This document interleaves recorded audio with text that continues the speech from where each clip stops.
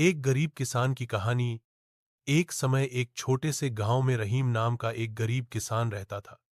उसके पास न तो बड़ी जमीन थी, न ही पैसे।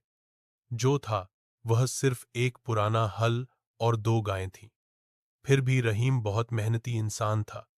हर दिन सुबह उठकर वह खेत में जाता था, मिट्टी जोतता था, पसीना बहाता था और अल्लाह पर भरोसा रखता था। एक साल बहुत भयंकर सूखा पड़ा। बारिश नहीं हुई, फसल भी बर्बाद हो गई। गांव के कई किसान दूसरे काम की तलाश में शहर चले गए। लेकिन रहीम ने कहा, मैं अपनी मिट्टी नहीं छोड़ूंगा।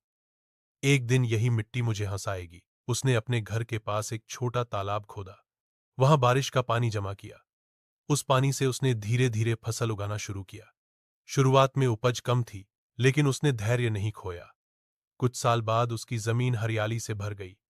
गांव के लोगों ने आश्चर्य से देखा, जो किसान कभी सबसे गरीब था, अब वह सबसे सफल है। रहीम हंसते हुए बोला, सोना मिट्टी में होता है, लेकिन उसे देखने के लिए पसीना बहाना पड़ता है।